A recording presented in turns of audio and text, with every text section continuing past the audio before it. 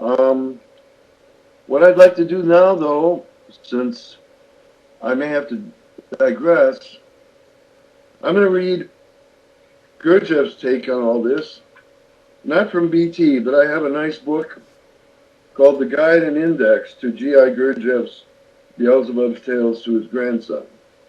It's 400 some pages. It looks like a dictionary, but instead of defining the words, what it does is it gives quotations from BT and page numbers so that you can see what Gurdjieff said about it. So now for a couple minutes, put all this in quotation marks, which is why most of BT was in quotation marks, as I read about the citations to subconsciousness on page 395 of the Guide and Index. A. The subconscious, which ought to be, in my opinion, the real human consciousness. Digression.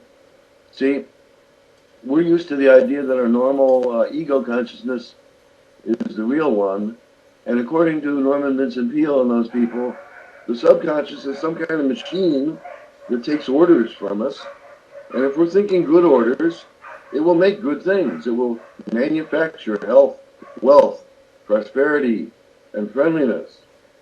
Gurdjieff doesn't have that idea. Next subdot,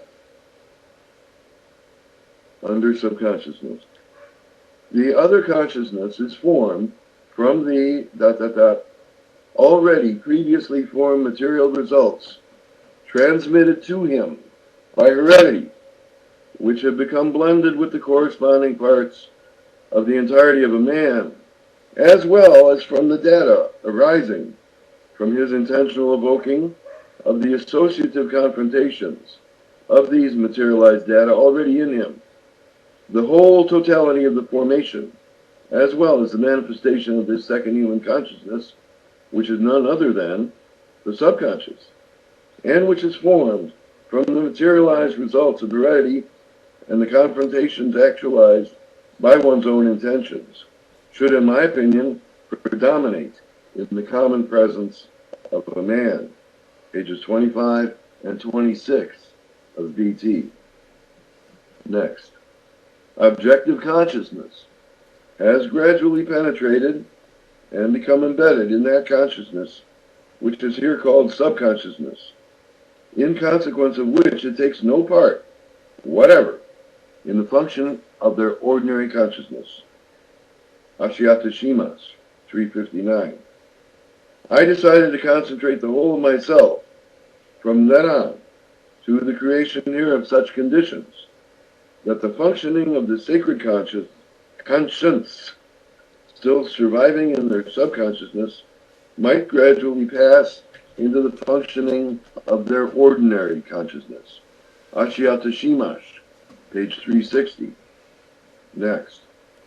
Ashiata Shimash himself selected from among those who had become all the rights-possessing brothers of the brotherhood, those who had already sensed the said divine impulse, consciously by their reason and unconsciously by the feelings in their subconscious.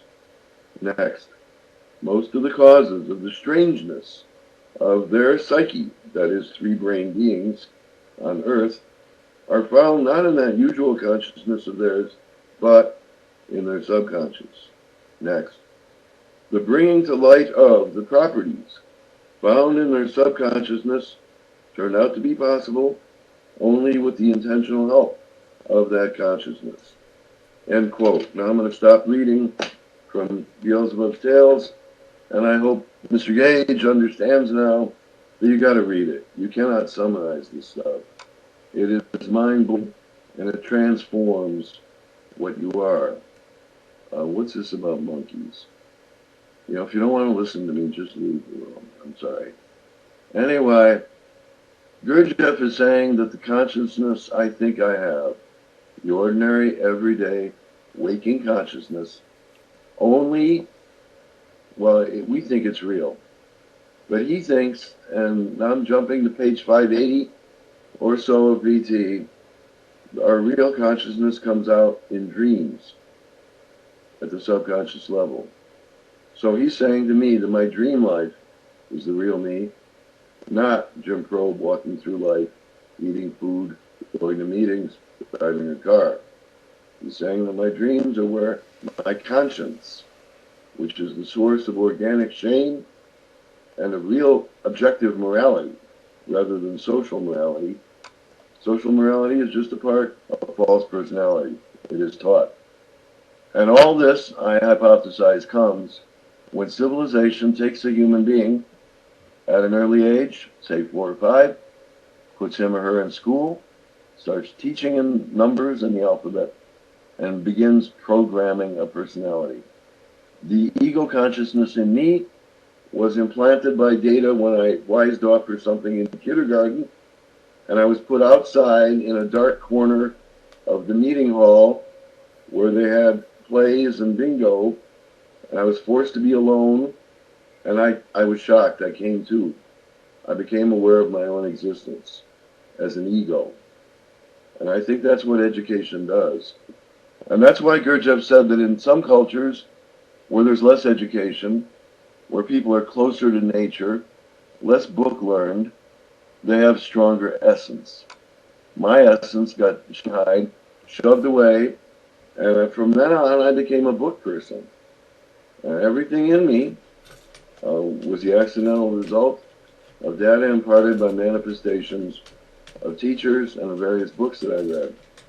So, the real me, Jim Crow essence, not, by the way, Tarkus, in the sense you mean essence. You tend to jump to the superconscious oversoul level. That's essence to you. I'm talking about the ordinary, in my body, down to earth. I don't need work in a fourth way school to access it. Gurdjieff says that people should, even without work, be able to access their real selves, who they are. Maybe not man number 7, but they ought to be real people number 4, or whatever. Well, it comes from birth, it comes from genetics, and our primary learnings about how my body works. I mean, we learn how to walk, talk, imitate adults. Nobody teaches us, we just imitate. Monkeys do that. Everything else, after about the age of 5, when they send us to school, and by the way, they're sending kids to school earlier and earlier. So, yeah, essence is formed from genetics and parents and early peerage. And so I have to say this original idea of the subconscious, that it's a tool that I can work magic or something just by thinking, wow, am I a great guy? Wow, am I a great guy? Wow, am I a great guy? 50 times a day is not going to make me a great guy. And the people who do that, I mean, ask yourself, what kind of person tells himself 50 times a day, I'm happy, I'm happy, I'm happy, I'm happy? Pretty miserable son of a bitch. I don't know how long I've talked now, but I do know I've given a pretty good, sketchy, maybe 15 minutes even, I don't know. I've given you my impressions. I may have left something out. That is the history of my knowledge of data concerning the subconscious mind, from general Western history, not Eastern, from general Christian history, not any other religion, and the revolution that came at the beginning of the century. By the way, Gurdjieff was a time peer, around the same time as people like George Gurdjieff, Carl Jung, and Sigmund Freud. That was a really big thing back then, a brand new thing in human thought, that we aren't what we think we are. And now I'm done. I'm going to pass the mic over to everybody else in the room. Thank you for your patience. Thank you for listening. I've never done this on a computer before. I do this at AA meetings and people go, wow. But I hope you heard, and I hope I've provoked some thought. I hope I've awakened and aroused some thinking about this. And now I pass. Bye-bye.